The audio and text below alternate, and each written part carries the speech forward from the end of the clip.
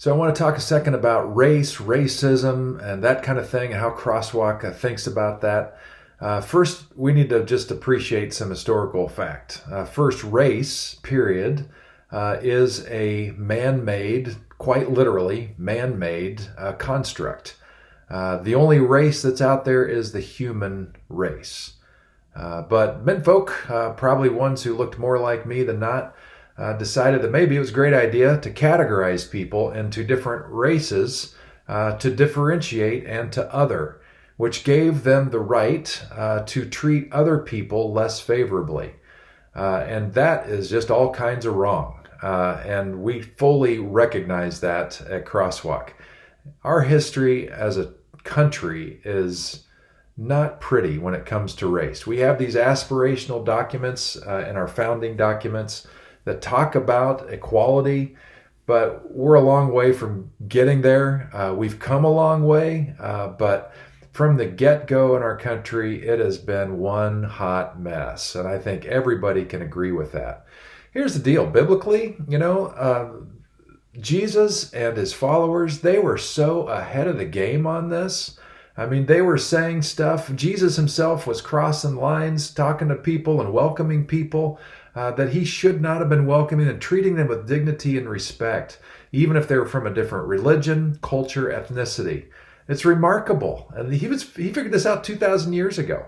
The same kind of sentiment showed up in the Jewish tradition before him, of course, because that's the tradition that formed him and shaped his eyes. And after his ministry was done, his followers just took it to the next level again and again and again.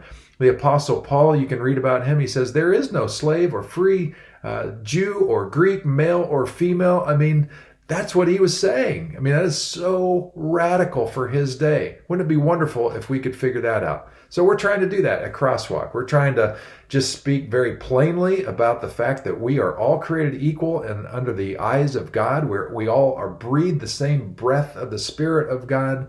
There is not one person better than another. And we're also honest about the ways that history has led us to this time, that there have been horrible injustices that were committed against people of color in our nation. And some of those decisions, if not all of those decisions, have had long-lasting effects and ramifications even to this day.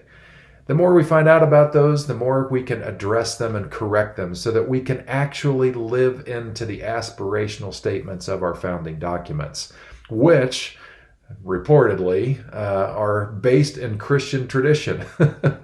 Well, we're kind of working on that part because if we were acting really like Jesus in our country, if we were really a Christian nation, a lot of this stuff would just go away, and there would be a lot more equality and celebration of all the different perspectives that we bring to the table. Wouldn't it be amazing if all the different perspectives could come together around the table and speak about our experiences and what we're seeing?